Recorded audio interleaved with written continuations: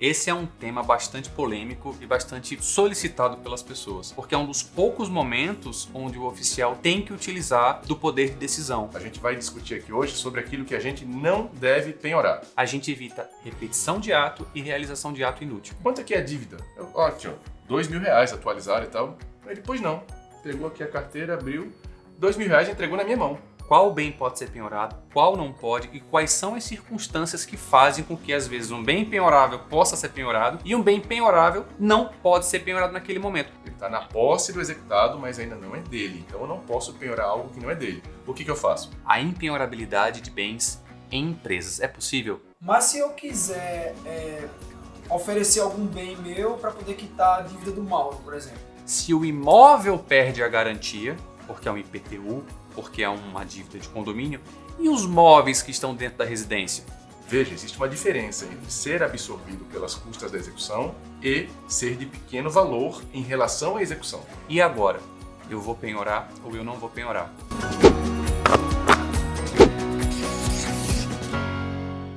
Sejam todos bem-vindos a mais um podcast da Escola de Oficiais. Aqui nós debatemos sobre a profissão dos oficiais de justiça e vamos discutir a fundo cada detalhe sobre a profissão e mostrar as melhores práticas para superar as dificuldades do dia a dia. E hoje, um pouco mais intelectual, eu sou o Cleiton Alves. Eu sou o Mauro Faião. E eu sou o Daniel Faião. E o tema de hoje é penhorar ou não penhorar? Eis a questão. Então, depois desse momento filosófico, né? É importante. Exatamente. Eu gostaria de saber o porquê da importância da gente conversar sobre esse tema, quais são as nuances que ele tem, né? Que a gente pode debater a respeito desse assunto de hoje, né? Penhora ou não? Cleiton, esse é um tema bastante polêmico e bastante solicitado pelas pessoas. Processo de execução não é fácil. Processo de execução tem dois problemas. Primeiro, ele tem muitas minúcias, difícil da gente entender às vezes o que a gente precisa fazer, e ele às vezes é pouco estudado, porque ele vem lá no final do Código de Processo Civil, depois que a gente já estuda muita coisa. E ao final do nosso processo judicial, que é o final do processo de conhecimento, a gente entra na execução, muita gente negligencia o processo de execução. E é aí que o oficial de justiça entra com uma importância muito grande, porque é no processo de execução onde normalmente o direito é concedido. Aliás, concedido não, é entregue. Que é quando você efetivamente realiza a expropriação, satisfaz a execução. E o papel do oficial de justiça aí é fundamental, porque é um dos poucos momentos onde o oficial tem que utilizar do poder de decisão. Normalmente o oficial de justiça atua de forma mecânica em diversos atos. Em outros a gente precisa atuar ponderando diversas situações. No processo de execução é uma delas. E se o oficial de justiça deixa de penhorar uma coisa que ele deveria, ele acaba atrasando todo o processo. Tá? Então o credor não vai ter a satisfação do teu débito.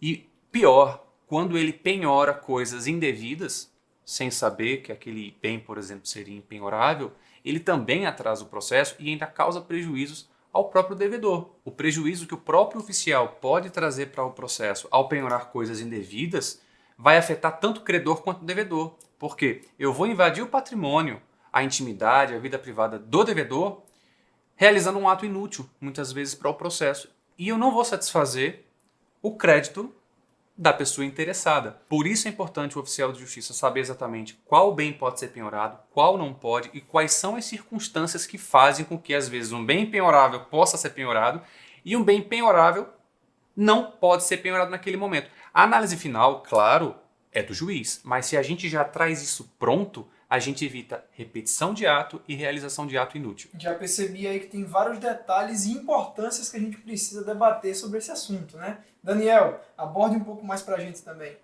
Eu gosto muito de abordagem prática. Maravilha. Abordagem prática. E trazer um fato que aconteceu, e isso aí, vários colegas sempre têm vários fatos de exemplo aqui pra gente, né? Certa vez eu estava com um mandado de execução, e aí em diligência, era uma dívida relativamente pequena, de cerca de R$2.000, eu encontrei a pessoa e me apresentei, etc., formalidades, e a pessoa de muito boa fé, quanto é que é a dívida? Aqui, ó, R$2.000 atualizar e tal. Ele, pois não. Pegou aqui a carteira, abriu, R$ 2.000 entregou na minha mão. E aí? E aí? E aí? E aí? Normalmente a pessoa fica meio sem saber o que fazer nessa hora. Poxa, R$ 2.000? Será que eu envio isso? Será? Né? E agora, o que eu faço com isso? Cara, pagou em dinheiro, que é a melhor forma, faz um depósito judicial, mostra no processo e tá pronto. A dívida está paga. E é a melhor forma de pagar uma dívida, inclusive. E se a gente não sabe disso na hora, o cara está querendo resolver o processo ali na hora, resolver a dívida ali na hora. Isso eu não sei. Senhor, eu não posso aceitar o seu dinheiro. Olha que esquisito, a pessoa querendo pagar a dívida e às vezes eu não sei, não estou certo de como proceder. E a melhor forma foi essa. Mas a gente não está aqui para falar sobre processo de execução em geral, porque esse assunto é muito amplo, a discussão é muito grande, os procedimentos são vários, né? O mandado de execução, na verdade, ele começa com a primeira comunicação do processo, depois vai na tentativa de penhora, a avaliação do bem, o depósito ou até a remoção, enfim, a gente não vai entrar nessa história em todos esses procedimentos. A gente vai discutir aqui hoje sobre aquilo que a gente não deve penhorar e ainda assim garantir a efetividade processual. Nós vamos falar sobre a impenhorabilidade prevista tanto no CPC quanto na Lei dos Bens de Família e vamos discutir também quanto à aplicação a pessoas jurídicas. Tá? Então, só para a gente ficar aqui bem concentrado no foco do assunto, a gente não vai discutir sobre avaliação dos bens penhorados, como fazer o depósito, etc. Tá? É tão somente aquilo que nós não devemos penhorar. E ainda assim o assunto já é bem complexo, é bem amplo, porque vezes ele é muito objetivo, vezes, em função da circunstância, eu tenho que analisar de outra forma. E, enfim, é sobre esses detalhes que a gente vai discutir. E já deve ter muita gente se perguntando aí, mas como é que eu vou trazer a efetividade ao processo se eu não estou penhorando? Mas a ideia é essa, a gente vai chegar lá, mas encurtando, se eu realizo penhoras indevidas, eu estou trazendo atos inúteis ao processo. Estou tornando o processo menos efetivo. Eu estou causando prejuízos que não deveriam existir. Então, o que acontece quando eu não penhoro uma coisa que realmente não deve ser penhorada? Eu oportunizo ao credor a procurar outros bens logo de cara. E isso torna o processo mais célere. Ou seja, falando em outras palavras, você não vai atrapalhar, né? Você evita não atrapalhar. Se eu não consigo ajudar, pelo menos eu não atrapalho. A ideia é essa. Exatamente. E também não tem um serviço desnecessário, inútil. Porque, afinal de contas, sou um servidor público que eu posso estar fazendo um ato desnecessário, inútil mesmo é a palavra, no processo. Tá? E isso não traz vantagem a nenhuma das partes e também não ao serviço público. E eu vou dizer um negócio para todo mundo, viu? Ou negocinho trabalhoso essa questão de fazer penhora. Então a gente tem que tomar cuidado, né? Não gastar essa energia toda realizando os atos que não são devidos. Isso que o Daniel falou agora reflete muito no nosso cenário de hoje. Tem muita gente aqui que já está indignada só ouvindo a gente falar sobre realizar ato inútil, fazer coisa que não precisa. Quando a gente tem à disposição, hoje, já uma porção de ferramentas eletrônicas até mesmo para realizar penhoras. Só que o que acontece na maioria dos casos é a expedição daquele mandado genérico, alguns chamam de mandadão ou penhora livre para o oficial de justiça ir em busca dos bens. É muita energia, é muito tempo, é muito ato processual que às vezes é desnecessário. Então a gente tem que tomar muito cuidado e as pessoas costumam tomar esse cuidado e tem muitas dúvidas sobre o que penhorar, o que não penhorar, o que fazer ou não, justamente com medo de gastar essa energia, eu não diria medo, é preocupação mesmo, em direcionar essa energia em locais onde não deveriam estar, às vezes. Mas enfim, uma vez que o mandado chega pra gente, a gente tem que cumprir, né? Porque a gente não está nem discutindo a lei, o direito, né? A gente está partindo do princípio que o mandado chegou na nossa mão. Ah, mas a secretaria é isso, o juiz, o assessor, não importa. O que a gente está tomando por base agora, nessa mesa aqui, é assim, chegou um mandado de execução, de penhora na nossa mão. E aí? Então é partindo desse princípio. A gente não está discutindo daqui para frente. É verdade. Se a gente for discutir essa questão de o que é que deveria ter sido penhorado primeiro, quais seriam as medidas, aí dá pra gente escrever um livro, né? E tomar mais café. E tomar mais café. Mas essa não é a finalidade de hoje. A finalidade é, recebemos o mandado, vamos tomar as melhores medidas aqui para poder resolver. E o que vem acontecendo muito hoje em dia?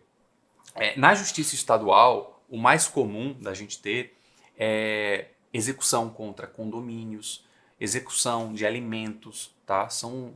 É o grande volume que a gente tem aqui hoje. Então a nossa maior preocupação foca nisso. A gente tem também na justiça estadual muita execução fiscal, assim como na justiça federal. Na estadual, a gente costuma pegar questões relacionadas à IPTU, que é a competência da estadual. E na federal, outras questões do fisco federal. Existem peculiaridades aí diferentes. Na Justiça do Trabalho também é muita execução, principalmente contra empresas. E é isso que os oficiais de justiça costumam receber, esse tipo de mandado, e ficar naquele dilema. E agora? Eu vou penhorar ou eu não vou penhorar? E dentre todos esses mandados, é muito comum a gente pegar execuções contra empresas, pessoas jurídicas em geral. E é uma preocupação muito grande sobre a penhorabilidade também. O Daniel mencionou que a gente ia discutir sobre isso, a gente não vai discutir agora, mas eu tenho visto muito os oficiais de justiça certificarem que estiveram em empresas e não localizaram bens penhoráveis. E também não relatam quais são os bens. Qual é o problema aí? A gente tem dois problemas. Primeiro, o Código de Processo Civil, hoje, diz que a gente tem que descrever quais são os bens que nós encontramos no local, caso a gente não faça a penhora. E existe uma outra problemática que pessoas jurídicas, como regra geral, não têm a proteção da impenhorabilidade. Então é um contrassenso eu falar, fui até a empresa e não encontrei bens penhoráveis. Ora, mas se os bens da empresa em regra são penhoráveis, entende como Sim. fica estranho? Eu preciso elaborar melhor isso. Eu preciso pelo menos dizer quais são os bens, qual é a natureza dessa empresa. É um empresário individual? É uma sociedade? É familiar? Eu preciso trazer mais informação para o processo para que ele seja efetivo. E eu vejo muitas vezes isso não acontecendo. E é estranho, né? Porque se eu estou olhando para uma empresa, é comum eu acreditar que uma empresa tem no mínimo o patrimônio da empresa. Ora, a gente chega, estaciona na frente, na fachada de uma empresa, eu estou vendo o veículo da empresa. Se eu não encontrar nenhum bem lá dentro, eu vou olhar para o imóvel onde está estabelecida a empresa. Sim. Então, é estranho, é possível, mas é estranho quando volta uma certidão dizendo que não encontrou nada penhorável quando ela não vem detalhada. Tá? Então, esse é um dos pontos que o Mauro está citando que atrapalha o andamento do processo. Tá? Quando o oficial ou não descreve como deveria descrever, ou não procura os bens como deveria procurar. E é esse tipo de procedimento que a gente vai tentar discutir aqui hoje, focando naquilo que a gente não deve penhorar. E como você citou, se tem relatando que não teve o que penhorar, e aí, o que acontece agora? Então, o oficial de justiça ele tem duas opções aí, especialmente quando o executado é uma pessoa jurídica. Ou ele penhora aquilo que ele encontrou, que é a regra geral, ou se por algum motivo ele entende que não é penhorável, ele deve relatar, primeiro, os motivos e quais são os bens. Porque é como eu disse, a regra da pessoa jurídica é a penhora. Para eu não penhorar, eu preciso explicar direitinho. E aí eu devo seguir o Código de Processo Civil e dizer quais são os bens que eu encontrei lá dentro. E o juiz, em última análise, vai decidir se deve ser penhorado ou não. Outro exemplo sobre isso. Na prática, é legal a gente discutir um pouco e trazer um pouco da prática para cá. Em um outro momento, novamente, mandado de execução, penhora. Eu lembro que era uma pessoa, o executado era uma pessoa física, e em diligência encontrei a pessoa, era uma pessoa aparentemente classe média alta, e já havia feito a citação, não pagou, voltei, enfim, rito normal do processo de execução. Voltei, já na fase de penhora, procurando bens da pessoa. Veículo? Não. Aí, ele me apresentou e tal, bens de família ele tinha por ali, eu não podia olhar para bens de família, a gente vai discutir isso já já. E o telefone dele tocou. Ele atendeu, não, estou aqui atendendo o oficial de justiça, daqui a pouco eu retorno. E guardou o telefone. Falei, senhor, posso dar uma olhada no seu telefone? Aí ele tirou do bolso, era um iPhone. Eu não lembro qual era o número, a versão do iPhone. Eu lembro que na época era um iPhone desses de lançamento, era um iPhone moderno. E aí eu olhei para o iPhone dele e falei, o seu iPhone está penhorado. Anotei modelo, referência, eu vi que tinha um valor acima do valor da média. Ele deu uma gelada na hora, né? Ele parou, ficou meio sem entender, contestou ali, mas eu penhorei o iPhone do cara. Eu poderia ter penhorado o iPhone do cara? Poderia. Eu deveria ter penhorado o iPhone do cara. Então, eu não sei se isso é uma situação comum para a maioria dos oficiais de justiça, mas também não é nada raro. Mas para a gente justificar esse ato, a gente precisa conversar mais um pouquinho. A gente vai falar sobre alguns detalhes aqui, explicar mais um pouquinho e daqui a pouco a gente contextualiza um pouco melhor essa história para ficar mais fácil de entender. E é bom que dá bastante polêmica, né? Primeiro que é um bem de uso pessoal, é um bem, hoje em dia, extremamente necessário, é um aparelho que muitas vezes é algo de luxo. Então a gente vai ter discussão aí para todo lado, é um exemplo muito bom, porque a gente vai poder se aprofundar um pouco mais no assunto. Mas, complementando isso, a gente falava de empresa, de relatar os bens da empresa, e o Daniel agora puxou para a pessoa física, né, que é o mais comum no dia a dia até, pelo menos na justiça estadual. É mais comum a gente trabalhar com pessoas físicas. O trabalhista não, né? O trabalhista já vai mais... Trabalhista é muito comum você trabalhar com empresa. A gente também, na justiça estadual, pega muita empresa. E eu dei o exemplo de relatar os bens da empresa, né, que é o ideal. Até aí tranquilo. Só que a gente tem uma problemática quando a gente trata com pessoa física. A regra é a mesma. Eu tenho que relatar quais são os bens que guarnecem a residência. E aí a gente se depara com um problema muito mais sério, que é a intimidade, a vida privada. São os direitos do devedor e também a complexidade de se fazer isso. Muitas vezes esse meu ato de relacionar os bens impenhoráveis não vai trazer nenhum resultado para o processo. Se eu tenho conhecimento acerca da impenhorabilidade dos bens e eu sei, tenho convicção de que aquilo, naquele caso concreto, não vai ser penhorado, eu sei que todo aquele constrangimento que eu vou fazer a pessoa passar vai ser em vão, vai ser inútil. Mas é claro, eu não tenho esse poder de decisão. O que eu quero dizer com isso? Não é tão simples assim. Na pessoa jurídica é mais simples de você relatar.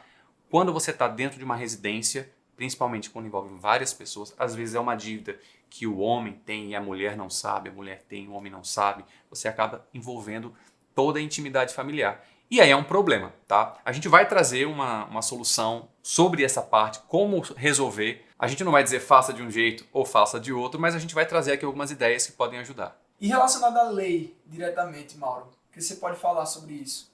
O que a lei fala sobre isso? Cleiton, essa tua pergunta é fundamental. Às vezes a gente esquece que existe lei. A gente está tão acostumado com o procedimento, com o dia a dia, que a gente quer fazer o que acha melhor, mas a gente não pode fazer isso. Então a gente tem o Código de Processo Civil e a Lei do Bem de Família para a gente se embasar. Claro, existem entendimentos às vezes que modificam um pouco a interpretação da lei, mas essencialmente a gente tem que saber o que está na lei. Tá? Mas além da lei, a gente tem todos os princípios que embasam o processo de execução, que vão auxiliar a gente na tomada da decisão. Como eu falei lá atrás, é um dos casos em que o oficial de justiça precisa utilizar desse poder de decisão, precisa ponderar muito. Então, se eu tenho dúvida quanto ao que a lei quer dizer, qual é o melhor procedimento, eu posso ir nos princípios do processo de execução. E a primeira coisa que a gente vai observar aqui é a dignidade da pessoa humana, que não é nenhum princípio específico do processo de execução. Mas a gente sabe que hoje é tudo baseado na dignidade da pessoa humana. Isso não é uma crítica negativa, não. Isso é uma crítica positiva, na verdade. Isso é importante. E aqui a gente tem tanto a dignidade do devedor, que é por isso que existe a garantia da impenhorabilidade, para que se garanta o sustento, né, a dignidade mínima, inclusive de sobrevivência da pessoa humana, mas também tem a dignidade do credor. O credor é que precisa muitas vezes dessa execução para poder sobreviver, inclusive. Então a gente tem dignidade dos dois lados. Então a gente tem que pensar tanto no credor quanto no devedor. E aí tem uma frase que eu vou precisar ler, eu não gosto muito de ficar lendo nada nos nossos debates, mas como é uma citação, eu preciso passar os créditos. É a seguinte frase do Humberto Teodoro Júnior. A execução não pode ser utilizada como instrumento para causar a ruína, a fome e o desabrigo do devedor e sua família, gerando situações incompatíveis com a dignidade da pessoa humana. É exatamente isso que eu falei agora. Ele falou de forma muito mais rebuscada do que o que eu falei. Mas é exatamente isso. E ao mesmo tempo a gente tem que lembrar que não existe o direito de ser inadimplente. Não é porque eu preciso sobreviver, não é porque existe a dignidade da pessoa humana que eu tenho o direito de ser inadimplente. Muito pelo contrário, a regra é a penhora. A impenhorabilidade é a garantia para proteger alguns direitos. Quanto ao credor, às vezes a gente esquece que o credor também tem direitos, né? Na verdade, o processo de execução ele corre a favor do credor. A gente vai discutir aqui hoje, principalmente, a proteção do devedor, dos bens de família, mas isso não quer dizer que esse deva ser o foco do processo de execução. Não.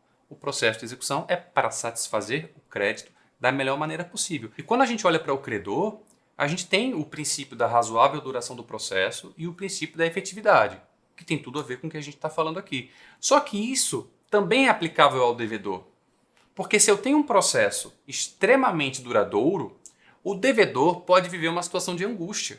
de nunca saber quando é que vai ter o bem penhorado ou não, de nunca saber se aquele salário que cai na conta bancária dele vai ser penhorado ou não, de ter bens penhorados que não deveriam, e isso trazer também angústia para ele. Então, a efetividade e a celeridade também se aplicam ao devedor. Mas aí a gente tem alguns princípios que vão embasar melhor a empenhorabilidade, e aí eles são próprios para o devedor, que é o que a gente está trabalhando mais aqui hoje. Em relação ao devedor, nós temos os princípios da menor onerosidade, tá? Ou seja, se eu posso realizar a execução através de outros bens menos onerosos, eu devo fazer isso. Eu tenho direito à vida privada, eu tenho direito à intimidade. Esses não são, na verdade, direitos do processo de execução, são direitos constitucionais que eu devo observar no processo de execução, que vai refletir sobre aquela questão. Vou entrar na sua casa para fazer a relação de bens. É razoável? É efetivo? A gente vai discutir sobre isso. E tudo isso vai impactar na garantia da empenhorabilidade, que é o foco do nosso assunto de hoje. Bom, mas a gente veio falar aqui sobre o que não penhorar.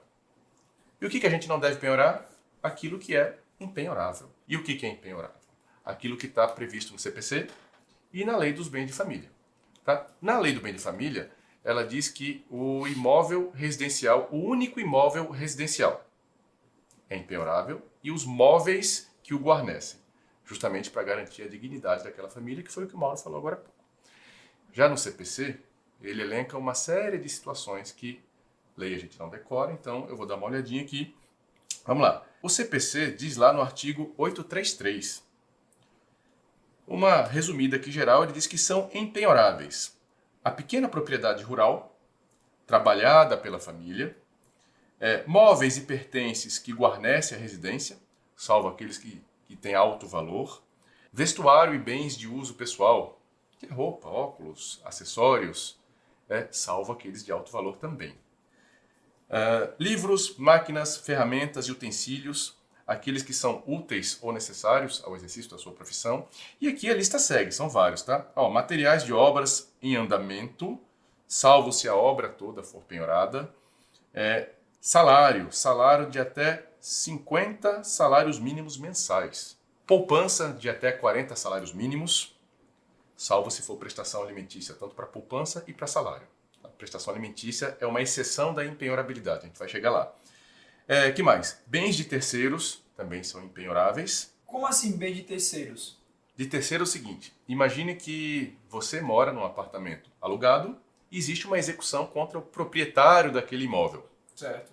Tá? E o endereço da execução é o próprio endereço do imóvel. Então eu vou lá e encontro o Cleiton. Uhum.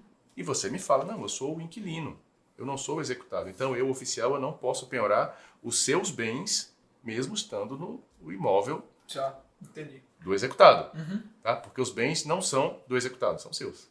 Isso na prática às vezes dá um problema, porque o oficial não sabe. Às vezes você aluga um imóvel com mobiliário junto.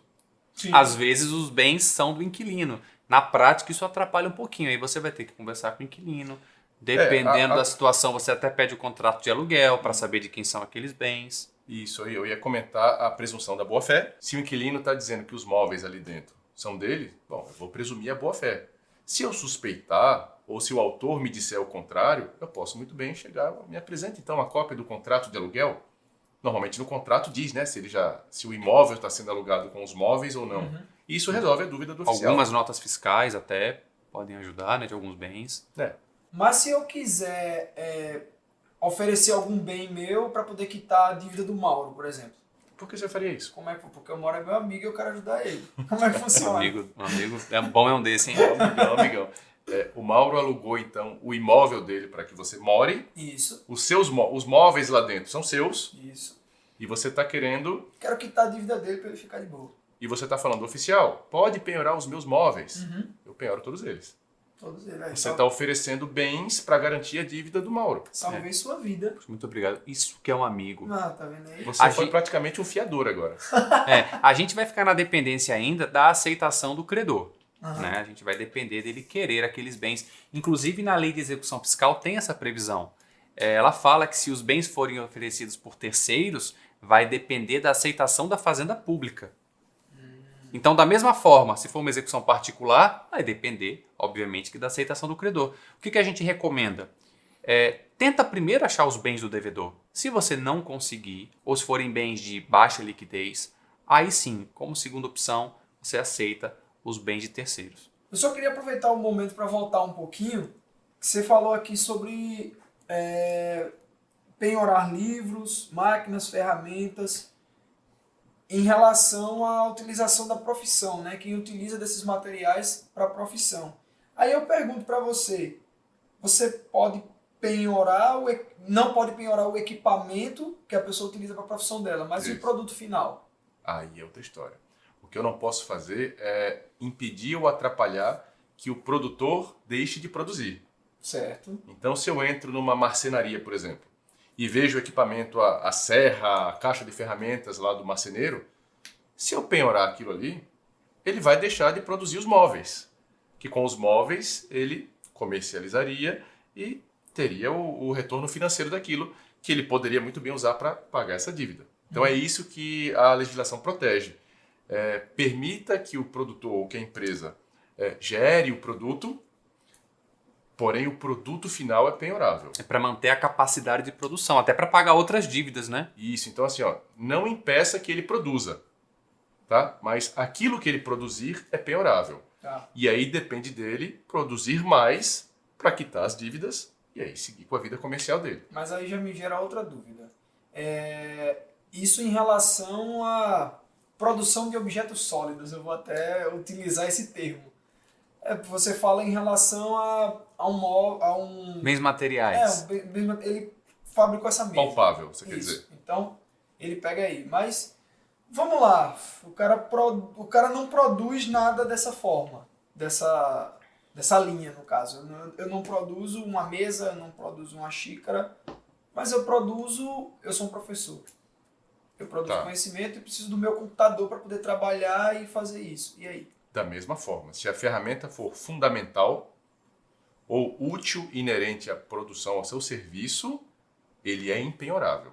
A gente está falando aqui aquilo que nós não devemos penhorar, né? Certo. Que esse também é o caso. Existem casos em que você não vai conseguir penhorar o produto final, como o caso de prestação de serviço.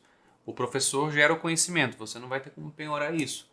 Então, não tem o que fazer. Você vai penhorar quando for um produto mesmo. Inclusive, o Código de Processo Civil prevê isso no artigo 834. Ele fala que os frutos e rendimentos dos bens impenhoráveis e inalienáveis podem ser penhorados, mas na falta de outros bens. Sim. Fala, olha, tudo bem, mas não é a preferência. Deixa o cara vender o produto dele para ganhar o dinheiro dele, tente penhorar outras coisas, mas é possível. Dentro de todos esses itens que vocês citaram, me gerou também outra questão. E os animais de estimação? Como é que funciona? Vai penhorar os bichinhos? Pô, velho, meu cachorro. Existe todo o valor sentimental aí, não é? São Olha, os pets, né? tem gente que quer penhorar até pessoa, né? De vez em quando pergunta, não quer penhorar fulana? Não, pode levar aqui, eu não aguento mais. Leve ele. Olha, é um caso muito peculiar. Não tem previsão legal própria para isso, falando sobre o sentimento. Veja, tanto a Lei do Bem de Família quanto o CPC protegem os bens que guarnecem a residência, os bens móveis. Então, a Lei do Bem de Família fala expressamente, são impenhoráveis tanto o imóvel residencial único quanto todos os bens, como o Daniel já explicou. E aí vem a tua pergunta, estou contextualizando. Tá. E o animal? O animal é um semovente. Tecnicamente ele não é um móvel, mas a gente acredita que é muito razoável, até por questão do valor sentimental, que se a minha mesa é impenhorável, quanto mais o meu animal de estimação, que muita gente tem como um filho. Então é muito razoável entender que ele também é protegido por essa impenhorabilidade. Tá? A gente prefere seguir essa linha de raciocínio. Eu acho que a gente pode colocar uma exceção aí sobre os animais de estimação quando eles têm fim comercial. Tá? Às vezes eu crio um cachorrinho, um gatinho, enfim, um pet, com o objetivo de vendê-los. Às vezes eu tenho em casa macho, fêmea, eles cruzam, eu vendo os filhotinhos, aí eu já começo a ter comércio. Comércio, eu estou gerando renda. Se eu tenho renda e eu devo para alguém, tá? Eu tenho que pagar. No nosso entendimento, se o meu bichinho, meu animalzinho de estimação, seu cachorrinho, seu gatinho, seu papagaio, e você tem ele como ali um membro da família, vamos sentimentalizar um pouco a coisa. O nosso ponto de vista é que não, ele não é penhorável. Porém, se ele tem ele gera valor comercial, porque todo animal pode ter valor comercial, né? Mas se ele gera outros valores comerciais, a gente pensa que sim, ele pode ser penhorável. Até porque muitas vezes os animais estão à venda.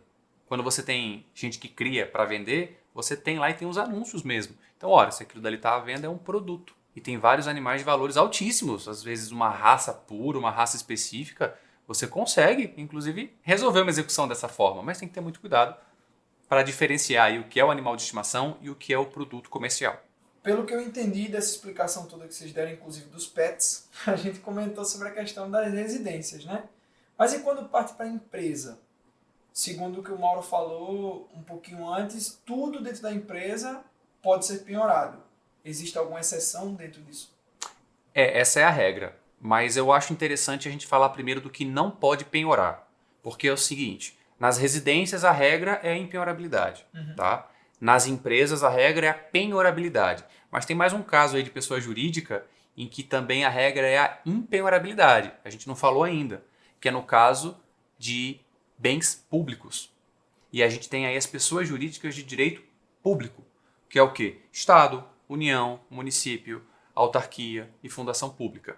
Então todos os bens dessas entidades são impenhoráveis, por conta da supremacia do interesse público e da indisponibilidade também do interesse público. Como isso vai causar um prejuízo para a coletividade, a gente prefere dar prioridade ao interesse público sobre o do particular. Então, por conta disso, a regra geral é bem público? Não penhora. Existem exceções? Existem, mas vamos lá, só para esclarecer que esse assunto aqui ele pode ir muito longe, eu vou tentar resumir. Os bens públicos podem ser de uso comum ou especial. O que é isso? Eu vou resumir todos eles. Rios, praças, praias, estabelecimentos da administração pública, terrenos para prestação de serviço público, tudo aquilo que é utilizado em geral, tanto pela administração quanto pelas pessoas. Esses bens estão afetados a um serviço público. Eles atendem à população. Então esses bens são impenhoráveis. Não tem muita discussão. Existem alguns bens que são chamados dominicais. O que é isso? É o patrimônio do Estado. São bens, são terrenos, são títulos da dívida pública que não têm uma função específica, que não prestam um serviço público. Esses bens, alguns entendem que são penhoráveis e outros entendem que não são penhoráveis. Aí existe uma discussão. Por quê? Porque são bens que a administração pública pode alienar. Tá? Então a gente vai ter discussão dos dois lados. O que a gente recomenda aos oficiais de justiça, já que é uma discussão muito técnica? Segue a regra geral. Se esse bem é público, sendo dominical ou não, sendo patrimônio ou estando afetado ao serviço público, é melhor não penhorar, porque essa é a regra geral. Relata e passa para o juiz. A gente acha que essa é a melhor saída. E aí existe uma outra situação. Nós temos também as pessoas jurídicas de direito privado, tá? Que prestam serviços públicos. Aí a gente tem concessionárias de serviço público, de telefonia, de energia, as empresas públicas, sociedades de economia mista. São pessoas jurídicas que são regidas pelo direito privado, que têm seus bens particulares, como, por exemplo, uma companhia energética ou uma companhia telefônica. Só que esses bens são utilizados para prestar um serviço público. Por exemplo, o carro da companhia energética, que vai lá consertar o seu poste de energia.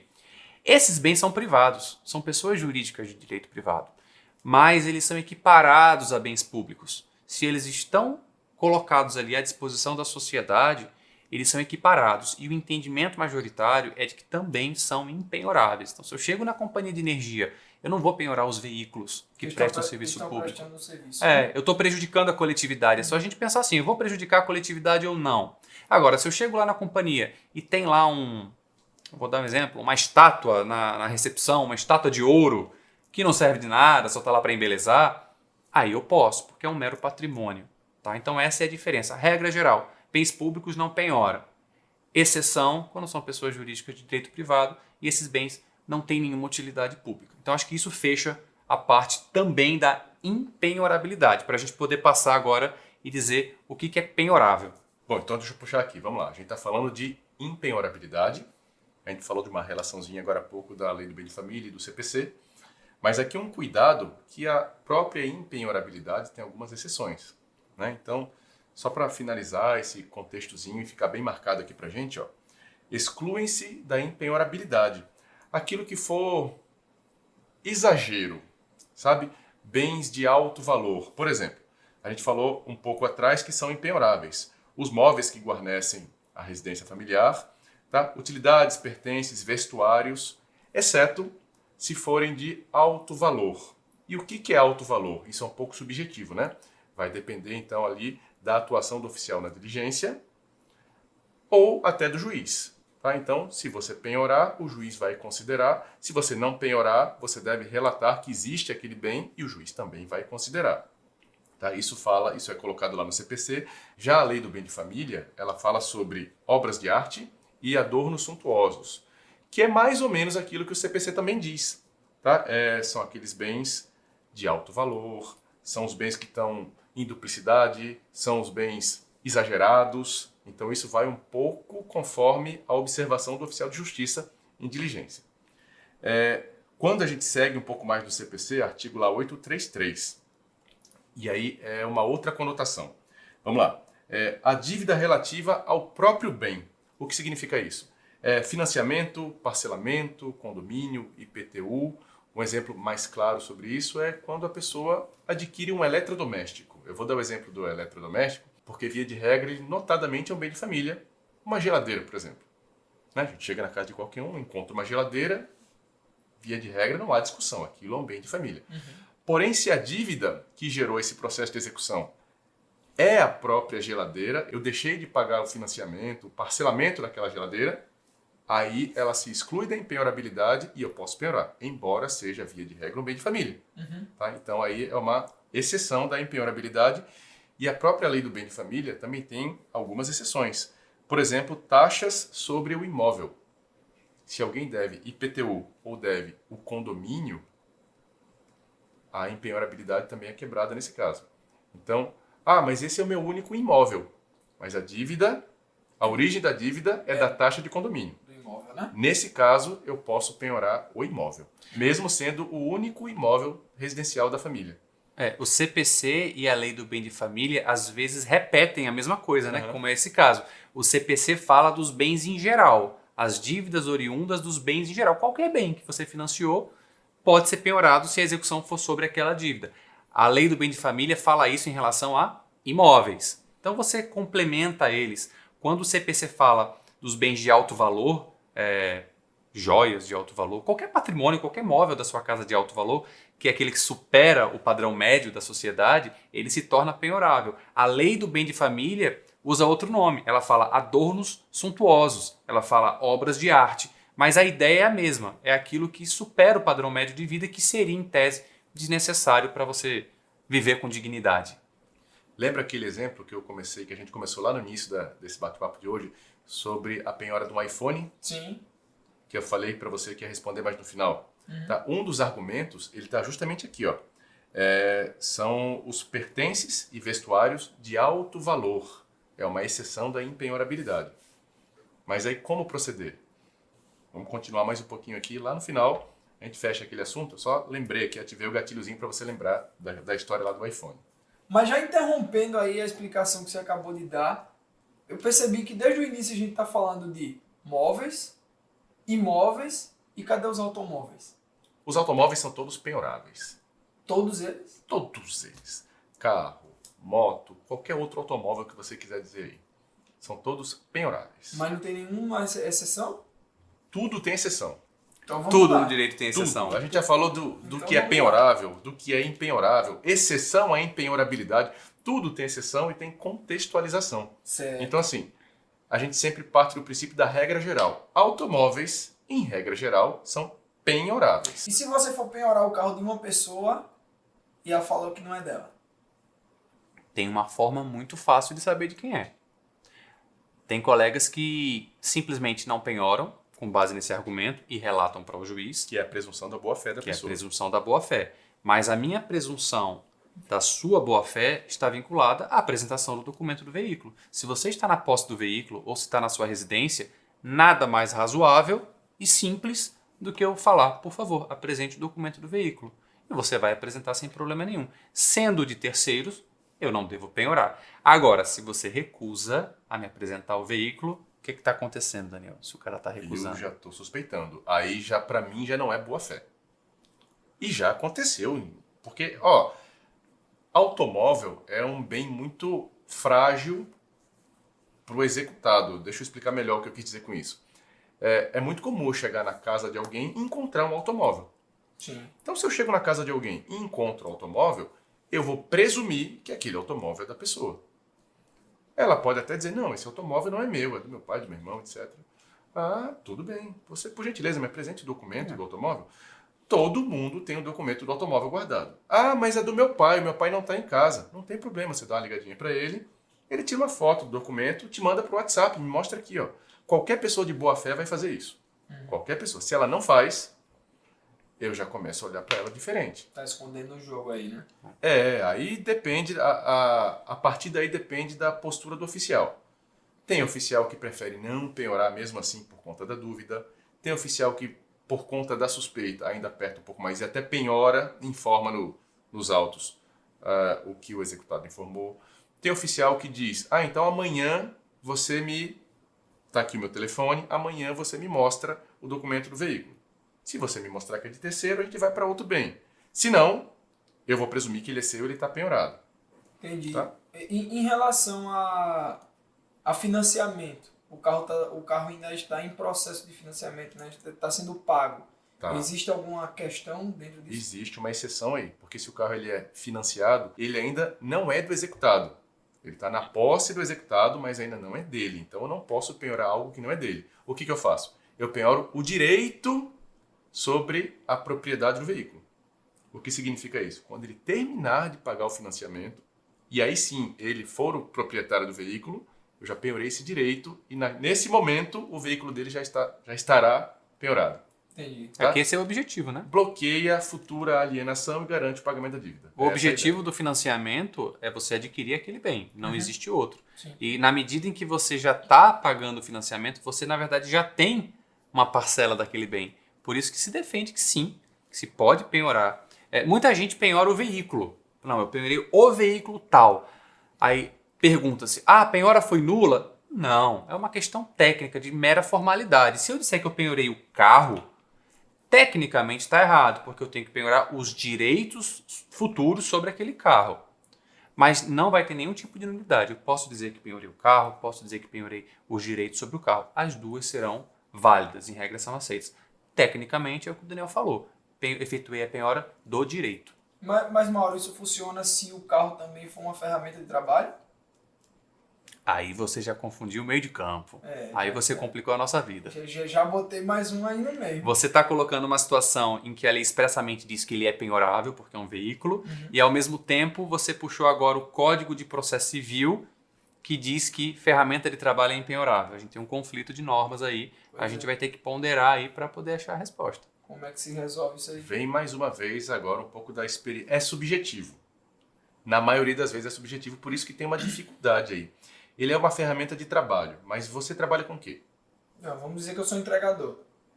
Você é um entregador. E você dirige um carro, você dirige uma moto. Não, eu dirijo o carro para entregar encomendas. Certo. O seu trabalho é entregar encomendas. Isso. Tá? Se você é entregador, faz sentido que aquilo seja uma ferramenta de trabalho sua. Uhum. Tá? Qual é um outro exemplo? Ele utiliza-se do carro dele para poder ir trabalhar. Certo. Aí é o que gera um pouco mais de dúvida nessa interpretação.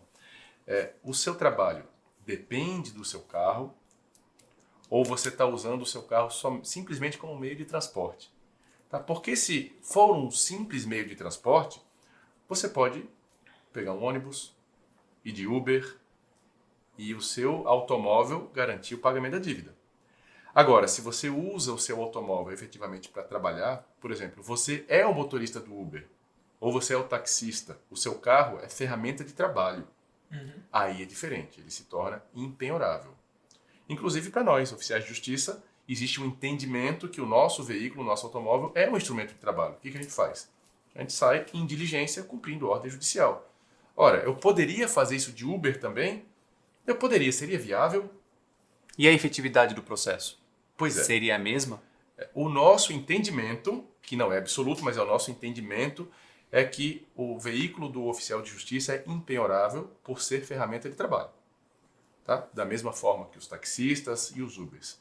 Então, resumindo assim, tentando ser mais objetivo na sua resposta, se é por simples comodidade de locomoção, o veículo é penhorável. Se ele serve como ferramenta de trabalho, ele é impenhorável. Certo. Exceção, se for um veículo de luxo. Eu adoraria dirigir uma Ferrari.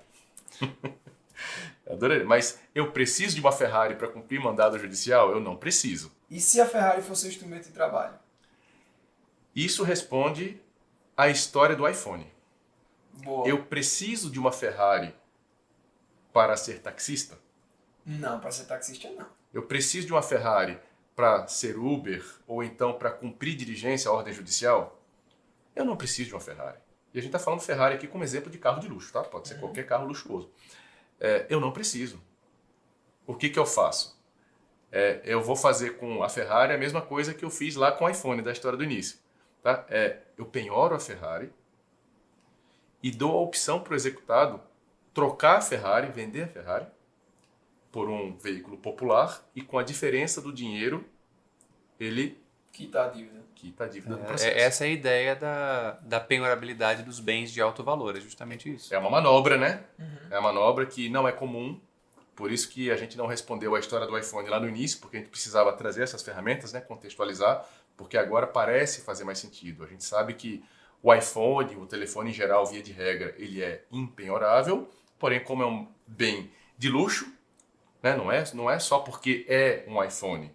Porque hoje em dia é sempre bom colocar uma data, né? A gente está aqui em janeiro de 2021. Então, hoje em dia, quando a gente vê um telefone celular de R$1.000, R$2.000, eles estão dentro de uma faixa razoável de preço, de valor. Agora, quanto custa o telefone? R$5.000, R$10.000? Eu já posso presumir que isso é de alto valor, é um equipamento de luxo e aí sim efetuar a penhora desse equipamento, sim. E se aí a pessoa quiser e a dívida for menor do que esse valor, né? Ele vende lá o telefone dele mesmo penhorado, compra um telefone mais popular e com essa diferença, com esse saldo, se for suficiente para quitar o processo, né? Ele só pode fazer isso se for suficiente para quitar o processo, e aí ele quita a dívida dessa forma. É uma manobra que o oficial de justiça consegue fazer, dá celeridade do processo e resolve a execução. E lembrando que é sempre importante, quando isso acontecer, a gente fundamentar no auto de penhora. Porque, em regra, o telefone celular vai ser impenhorável. Então, fundamenta, olha, apesar de, em regra, ser impenhorável, por se tratar de um bem de luxo, de alto valor, na forma do artigo tal, efetuei a penhora, porque você já amarra melhor. Bom, então isso sobre o iPhone. A mesma analogia serve para Ferrari, para o carro, e aí do taxista, do oficial de justiça. Você caracterizou como um bem de luxo, você tem a possibilidade de fazer essa manobra que a gente chamou aqui, essa conversão, entre aspas, e dar efetividade ao processo. E também me chamou a atenção a questão da penhora ou não do veículo do oficial de justiça, já que a gente está falando sobre oficial aqui, né? Eu sei que nenhum tem um processo de execução, mas vai que acontece. Olha que interessante. Muitos vão dizer que o veículo é penhorável. Por quê? Porque você pode cumprir mandado de outras formas. De ônibus, de táxi, a pé, de bicicleta, enfim, do que for. É diferente do taxista, é diferente do Uber, é diferente do entregador, porque sem o veículo ele não produz, ele não trabalha. O oficial até consegue, mas vamos lembrar do seguinte: quando o Código de Processo Civil diz que o instrumento de trabalho é impenhorável, ele não fala os instrumentos extremamente essenciais, ele fala úteis ou necessários. Então, para um taxista, o carro é necessário. Para o oficial de justiça, o carro é útil. Está previsto em trabalhador lei. comum que usa o carro para ir para o trabalho dele também é útil. Mas é diferente, porque ele pode chegar no trabalho dele com a mesma eficiência. O oficial de justiça tem uma ferramenta que torna o trabalho dele mais eficiente quando utiliza o carro. E olha o agravante, é para prestação de serviço público. É o único servidor que usa o veículo particular para prestação de serviço público. A gente não falou aqui que bens públicos são impenhoráveis? O meu veículo está inclusive afetado a um serviço público. Até por isso eu posso dizer, eu não posso penhorar o veículo que o servidor público utiliza para prestar um serviço público. Não faz A gente sentido. está puxando uma analogia, né? A gente está fazendo uma comparação análoga a um patrimônio privado que está servindo para prestação de serviço público. Sim. Isso. É mais um fundamento.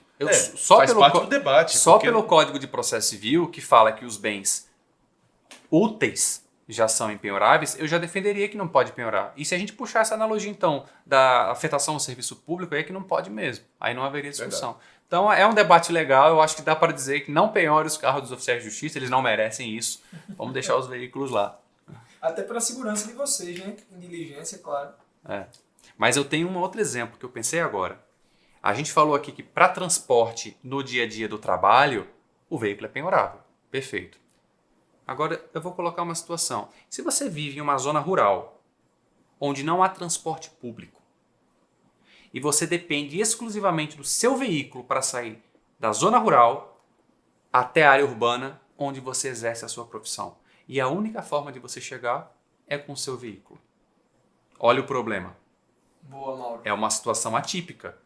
Ele é extremamente necessário para que eu chegue ao meu trabalho. Nesse caso, eu tenho certeza que vai ser declarada a impenhorabilidade. É a exceção da exceção da exceção.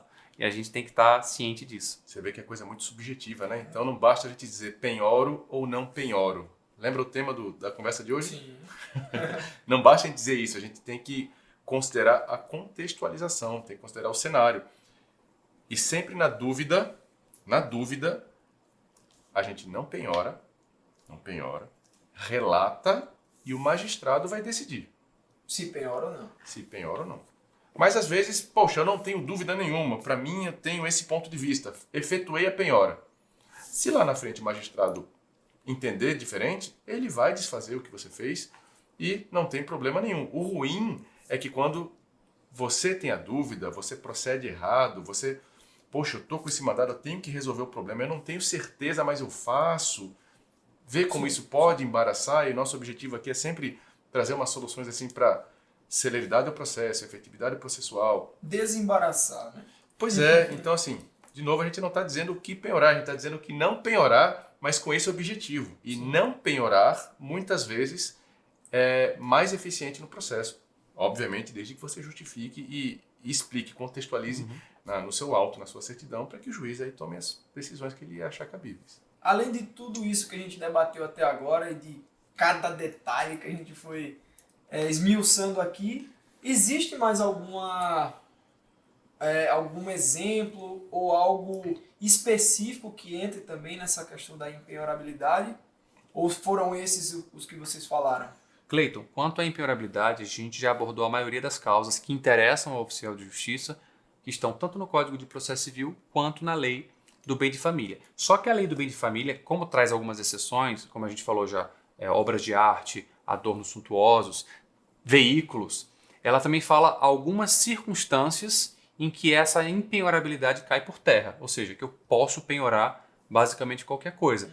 E aí a gente tem o credor de pensão alimentícia. Como a pensão alimentícia também é uma verba de natureza essencial, né, envolve a dignidade da pessoa humana, a gente pode penhorar quaisquer desses bens que a lei considera impenhorável. Quais são eles?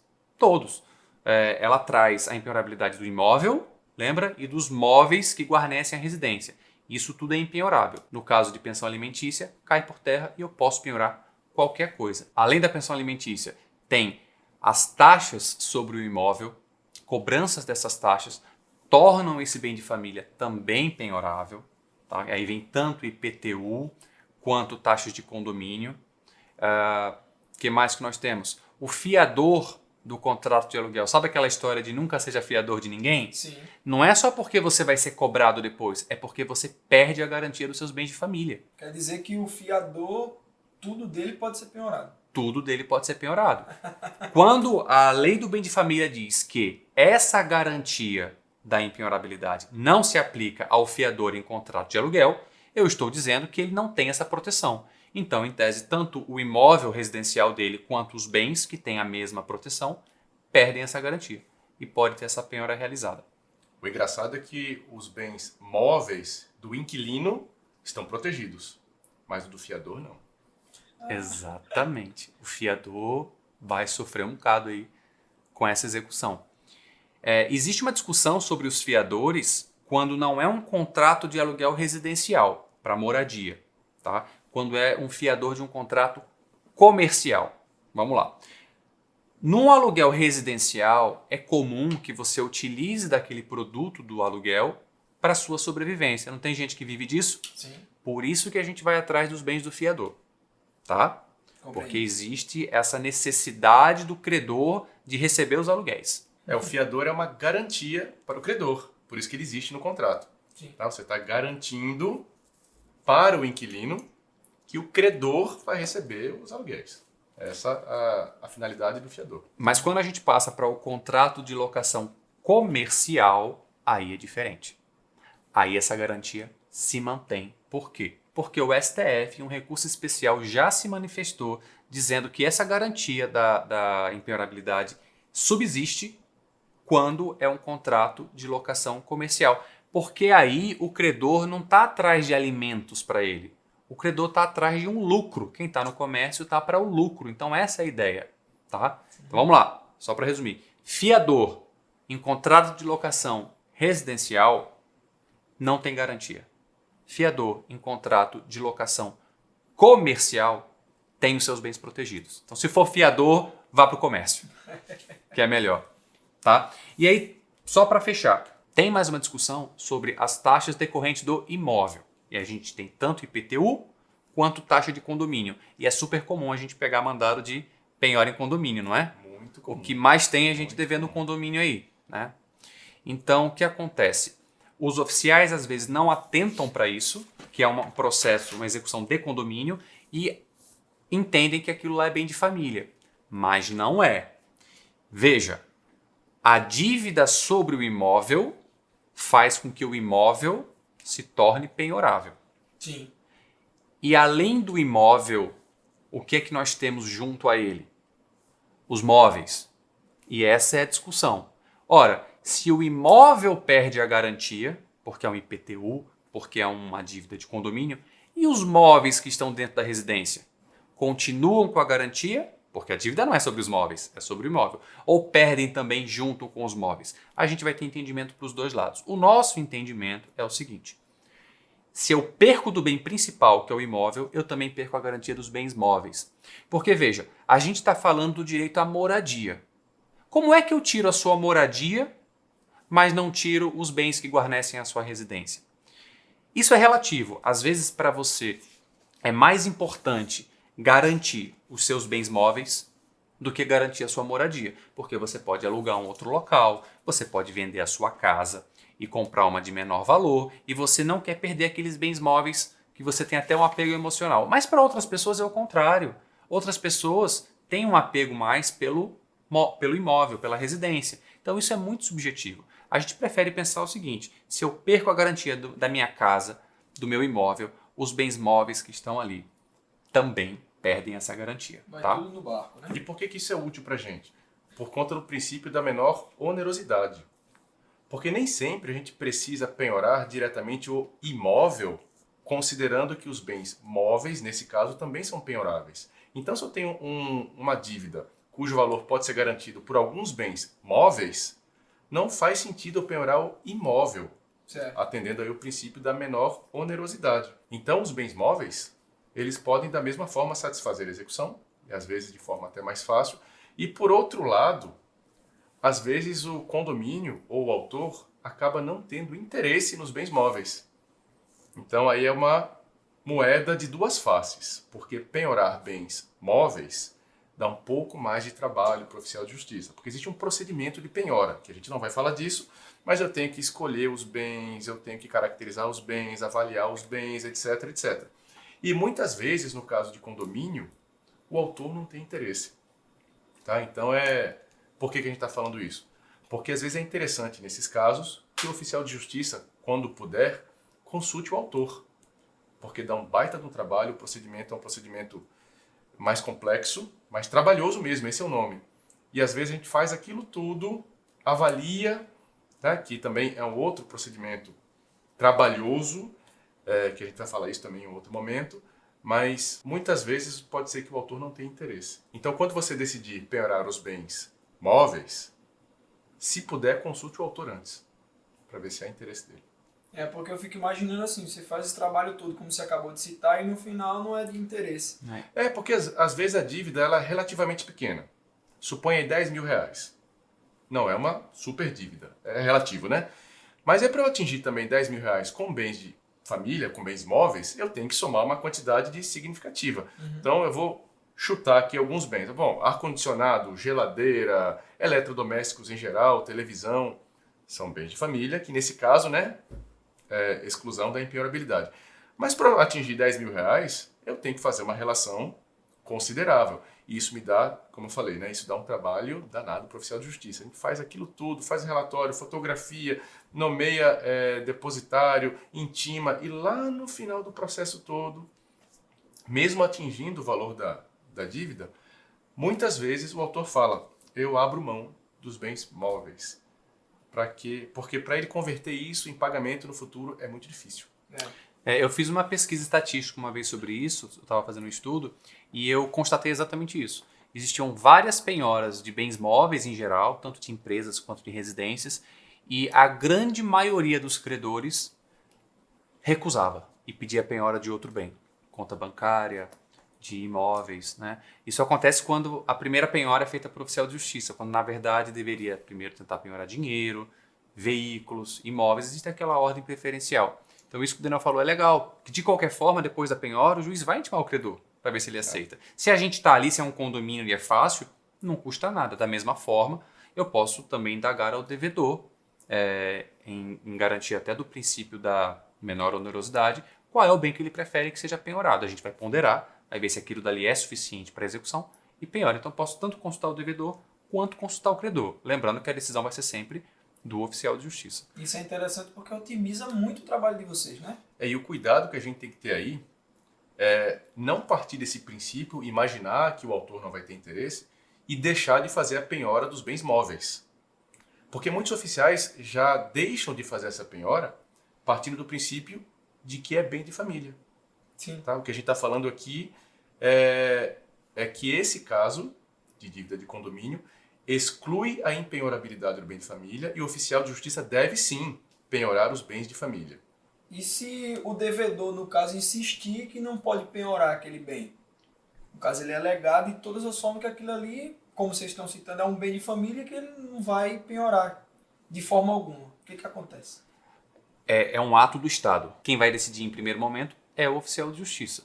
E em última instância, o próprio magistrado. Então cabe ao oficial ponderar ali, entender se é bem de família ou não e determinar a realização do ato, né?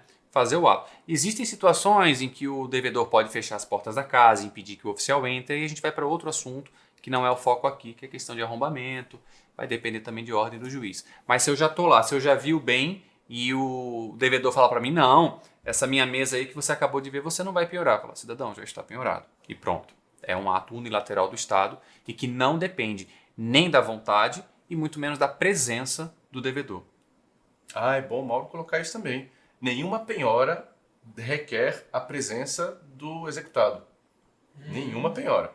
Inclusive de um automóvel que pode estar ali no estacionamento, o executado está em outro lugar, no trabalho, no shopping, eu localizei o automóvel, verifiquei que realmente é do executado, o automóvel já está penhorado, e no segundo momento eu vou fazer a intimação dele. Inclusive tem previsão expressa para isso. O Código de Processo Civil diz, eu não lembro agora o artigo, em que a penhora de bens vai ser feita independente de onde eles se encontrarem.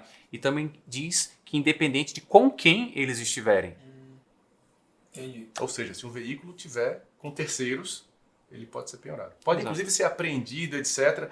Mas olha só, vamos puxar aqui o nosso assunto. O assunto não é penhora, é não penhora. Vamos puxar o nosso assunto para a não penhora. Não é penhora, não é busca apreensão, nada disso. É porque a gente quer falar de tudo, né? Mas não dá. Vamos focar aqui, senão o nosso bate-papo aqui vai 2, 3, 4 horas. Certo. Agora a gente chegou no momento da certidão. O que relatar ali? Qual é o procedimento que vai se tomar a partir desse momento, né? Se já fez lá, ou não penhorou, e agora o que a gente coloca? A gente sempre diz que uma boa certidão pode resolver o processo, inclusive nos momentos em que eu não faço a penhora. Se eu trouxer a informação correta para o magistrado ou para o credor, eu posso fazer com que eles tomem as próximas atitudes também da maneira adequada. Então não basta eu dizer que eu não fiz a penhora. O código exige, relacione os bens que você encontrou. Por quê? Para análise do juiz, para análise do credor, já que eu não tenho poder de decisão final sobre a impenhorabilidade daquilo. Além disso, hoje o Código de Processo Civil diz que eu preciso nomear um depositário provisório. Veja, é quase uma penhora. Se eu estou fazendo uma lista de bens e dizendo que o executado, a partir daquele momento, é um depositário provisório até a decisão depois do magistrado, é uma pré-penhora, praticamente, não é isso? Então é quase a mesma coisa. Só que a gente vê um problema muito grande nisso. Tá? Se eu estou numa empresa, tudo bem. Já comentei mais cedo, eu vou entrar na empresa, eu devo fazer a penhora. Tá? A gente já vai falar de empresa, mas eu preciso relacionar os bens, porque toda empresa tem bens. Sim. E qual é o prejuízo que eu estou causando à empresa quando eu adentro e faço a relação de bens? Em geral, não há prejuízo. Agora, se eu estou dentro de uma residência e eu tenho uma relação de bens impenhoráveis, onde não há muita discussão, onde é pacífico de que são bens impenhoráveis, e é um processo, por exemplo, um processo de cobrança comum, tá? Que não exclui nenhuma impenhorabilidade. Eu sei que, em regra, que em 99,9% dos casos, aquela penhora não vai ser mantida. E olha o que eu vou fazer. Eu vou invadir a privacidade, eu vou invadir a intimidade. A gente pode falar em dignidade da pessoa humana, e realizar atos inefetivos. Porque quem olha de fora pensa, é só uma listinha. Não, não é uma listinha. Não é mesmo. Entre na casa de uma pessoa ou de uma família, onde você tem vários cômodos, com vários bens, e os relacione. Eu preciso dizer os quantitativos, eu não preciso entrar em detalhes de marca e modelo, mas eu preciso dizer os quantitativos. Eu preciso, em tese, circular em todos os cômodos da casa, para poder dizer, nada disso está penhorado. Isso vai para o processo, isso vai exigir um grande esforço do oficial de justiça, muito trabalho do Estado, é um ato que, em regra, não vai surtir efeito e a única coisa que ele vai fazer é trazer angústia para o devedor. Então, qual é o nosso entendimento aqui, a nossa sugestão para a gente deixar para os colegas refletirem sobre isso? Nem sempre fazer essa relação de bens em uma residência é a melhor saída. O que eu posso fazer ao invés disso? Eu posso relatar ao juiz que se trata de uma residência, de um padrão comum, onde os bens que ali verifiquei, e falar de uma forma genérica, são todos impenhoráveis. Sem necessariamente entrar nos quartos, na cozinha, nas dependências. E eu posso dizer mais. Eu posso dizer, não encontrei obras de arte, não encontrei adornos suntuosos, não encontrei veículos de transporte, que são os 3 bens principais que devem ser penhorados. Se eu não encontrei nada disso, os demais bens presumem-se impenhoráveis. Se eu conseguir explicar isso de forma clara, eu posso resolver o problema do processo em muito menos tempo, sem causar muito prejuízo ao devedor. E ainda assim, se o credor realmente quiser, porque veja, o credor tem a opção de penhora de dinheiro, penhora do imóvel, penhora através do sistema Renajude. Existem várias outras opções mais interessantes, mais efetivas para o processo de execução do que a penhora geral de bens móveis ou da relação de bens móveis em geral. Então, por conta disso, a gente acha que é uma opção válida. E o que vai acontecer? O credor pode, a qualquer momento, pedir, olha, eu não tenho outra opção. Eu quero saber a relação de bens da residência. Isso vai ser uma hipótese rara. Mas se acontecer, o juiz pede outro mandado e aí sim você pode ir lá e fazer essa descrição. É uma hipótese rara porque normalmente o credor ele não tem interesse nos bens móveis. A gente já falou aqui agora há pouco, né? É bem mais difícil converter o bem móvel em valor real para pagar a dívida. Veja só a dificuldade. Se ele se tornar mesmo a garantia da dívida, né, aqueles bens móveis vão para leilão. Isso demanda um tempo até a coisa ser leiloada. E existe uma venda daqueles bens móveis. E será que os frutos dessa venda, na época futura que acontecer, serão suficientes para quitar aquela dívida? Se não for, novo mandado de nova penhora. Todo um processo. Então, esse é um processo que é um processo duro, um processo difícil. Então, por conta disso, normalmente os credores não têm muito interesse nos bens móveis, a não ser que seja a única forma de quitar a dívida. Mas o que o Mauro falou é interessante quando se coloca no processo, porque até devolve um pouco da responsabilidade ao interessado, que é o credor. E onde o oficial diz assim, eu fui lá na casa da pessoa e lá eu só encontrei bem de família, e nesse caso eles são impenhoráveis, né? Não encontrei outros bens penhoráveis, e isso convida o autor que ele faça novas buscas patrimoniais do executado e indique no processo. Sim. E aí a coisa fica mais fácil, né? Porque, olha, verifiquei que existe o automóvel. Hoje em dia o próprio juízo já pode verificar isso, mas a gente está partindo do princípio que o mandado chegou na nossa mão, né? Existem alguns oficiais de justiça no Brasil que já têm acesso aos sistemas eletrônicos de consulta de bens, né? Principalmente alguns oficiais da Justiça Federal, alguns da Justiça do Trabalho. A gente não tem conhecimento se alguns oficiais estaduais têm acesso a esse sistema. Acredito que não. E se tiverem, por favor, deixe aqui nos comentários que a gente discute mais sobre isso. Fala pra gente, porque eu acho que a gente não conhece. A gente sabe que alguns federais e alguns trabalhistas, sim. O que a gente quer dizer com isso? Que existe alguns oficiais de justiça com acesso aos sistemas eletrônicos de consulta. Então ele pode consultar saldo bancário, ele pode consultar se existe algum veículo registrado em nome do executado. O que mais ele pode ir? Bens imóveis também. Bens imóveis, consulta em sistemas de cartório. Tá? Então, alguns oficiais de justiça já têm acesso a esse sistema que facilita muito a busca dos bens. Sim, otimiza muito. Resolve esse problema da invasão, né? Domicílio, Entre aspas, né? Aí a gente Da já vai para privacidade. outro tema também. Isso. É um dos motivos pelos quais os oficiais de justiça também estão sendo reconhecidos ou chamados de agentes de inteligência. Enfim, isso é uma tendência que aponta para a nossa profissão, né? Então a gente espera, ou a gente até trabalha para que esse tipo de ferramenta, esse tipo de tecnologia caia nas mãos de mais oficiais de justiça, que a gente consiga atuar de forma mais prática nos processos de execução, que não seja simplesmente um mandadão. Faça a diligência e procure bens.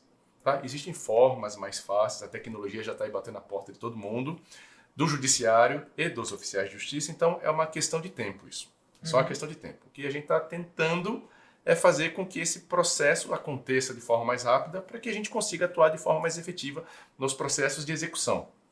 Tá? Vamos puxar de novo. Às vezes a gente sai, né, dá uma conversada sobre isso, mas vamos voltar aqui para o nosso assunto. Mas isso tudo que o Daniel falou e que você falou no início também é em relação à pessoa física, né? Mas quando se trata de empresa, eu creio que tem outros trâmites por aí. A empresa a gente não tem esse problema da intimidade, da vida privada, né? Da menor onerosidade como a gente tem para a pessoa física em geral. Então o que acontece na empresa? A empresa é relativamente simples, tá?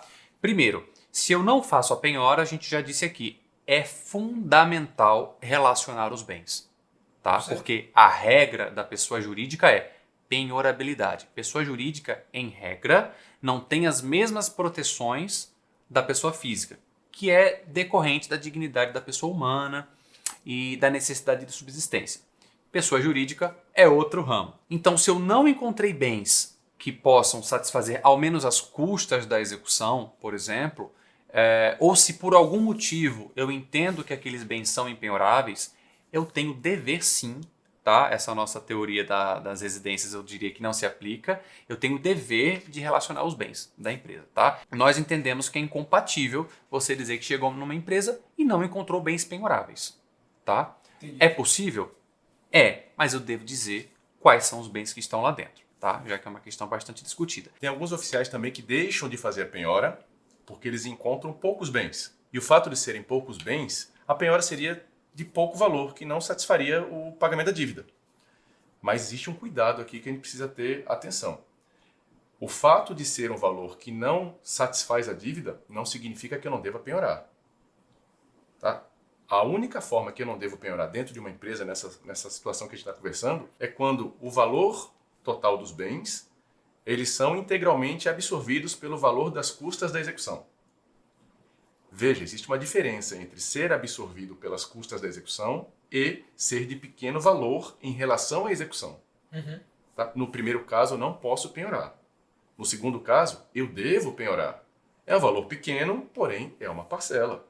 De repente eu encontro outros bens em outros locais e isso vai se somando. Tá? Então é importante colocar esse cuidado aqui para gente. Eu resolvo isso com uma pergunta.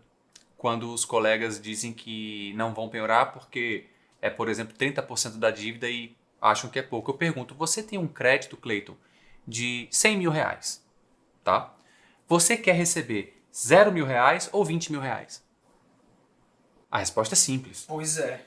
Não importa se a penhora é parcial, porque você vai conseguindo outros bens que vão chegar à totalidade. Você vai Então é somando, importante você fazer a penhora, tá? Agora, se as custas da execução estão em torno ali de 5 mil reais e eu encontrei 6, aí já é muito perto das custas, é muito ínfimo, aí tudo bem. Mas se eu tenho um valor significativo, mesmo que não cubra, é o que o Daniel falou, penhora. Deve ser penhorado sim. O Código de Processo Civil diz que só não serão penhorados quando forem totalmente absorvidos pelas custas da execução. Por quê? Porque o processo não tem como finalidade pagar as suas custas. A finalidade do processo é satisfazer o crédito. As custas não são importantes. O importante é o crédito. Por isso que a gente tem esse regramento. E qual o valor da custa da execução? Na hora, o oficial tem que se virar e consultar o processo. Isso não vem no mandado, não vem pronto para você. Ah, é o pequeno valor. Será que está perto das custas? Eu tenho que consultar o processo. Você tem que saber qual é o valor para saber se Consulta o está processo, pequeno, né? consulta o juízo, alguma coisa nesse sentido. Aham. Né? O que eu não posso fazer de cara é deixar de efetuar uma penhora porque o valor é pequeno. Mas voltando para a sua pergunta da empresa, tá? Para fechar esse assunto. A impenhorabilidade de bens em empresas é possível? Sim, é possível. Hoje o direito já evoluiu nesse sentido. O que acontece? Existem empresas em que tem o seu patrimônio que se confunde com o patrimônio do sócio. Como é isso? Empresários individuais, em geral.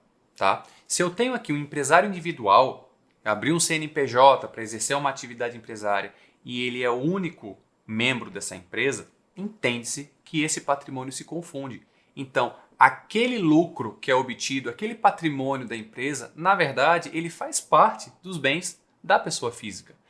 Logo, o que acontece? Toda essa garantia do indivíduo também se estende a essas empresas. No caso de um autônomo, por exemplo, fica muito fácil entender no autônomo. Você é um autônomo e os seus bens, as suas máquinas, todo o seu patrimônio, você utiliza para exercer a sua atividade. E qual é o lucro que você tira dali? São seus alimentos.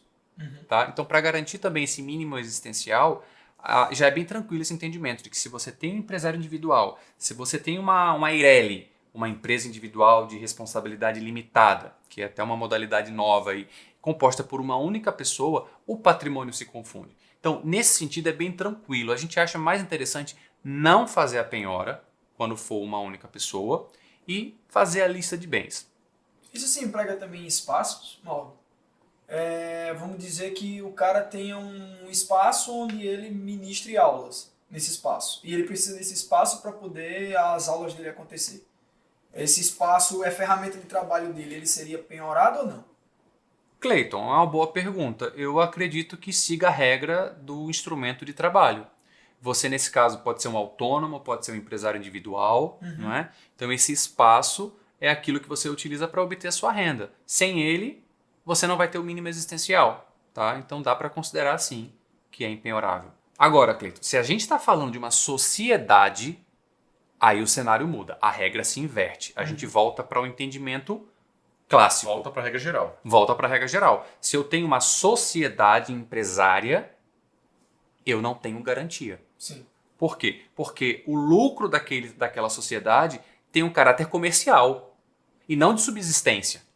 Tá? A subsistência é o autônomo, é o costureiro, é o marceneiro, é o advogado, né, na forma autônoma, é o empresário individual, enfim, é que exerce aquela atividade para se sustentar.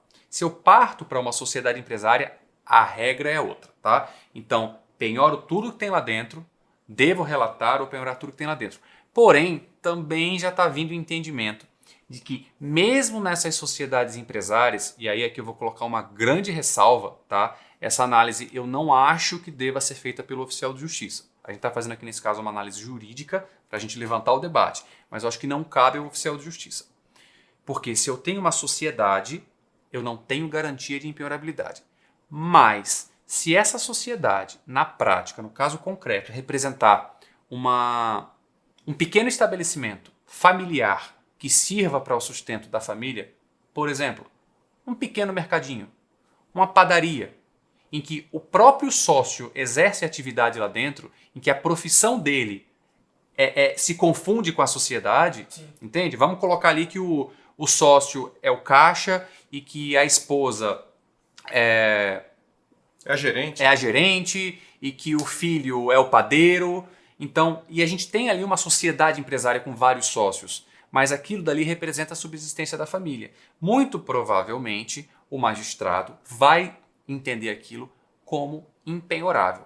Mas aí já fica difícil para o oficial de justiça fazer toda essa análise. Não cabe Não ao que- oficial que você está querendo dizer. Não que a gente não tenha capacidade técnica, porque a análise jurídica vai ser um pouco mais avançada e isso não está totalmente sedimentado ainda. É a tendência. Então, se a gente encontrar essa situação, o que a gente deve fazer? Ou penhora, ou no mínimo, em último caso, relaciona todos os bens e nomeia o depositário provisório. E como prometido, a gente falou aqui sobre o que não penhorar. A gente se esquivou de todos os assuntos de depósito, avaliação, remoção, arresto, citação, que são fases do cumprimento do mandado de execução. Então a gente discutiu aqui apenas do que não penhorar. E era sobre isso que a gente queria conversar com vocês hoje. E assim a gente conseguiu fazer aquela contextualização a respeito da filosofia do início, né? Penhorar ou não penhorar? Eis a questão. Então vocês ficaram aí com esse vídeo e se tiver mais alguma dúvida, coloca nos comentários que a gente vai conversar com vocês ao longo dos próximos vídeos. Um abraço e até o próximo.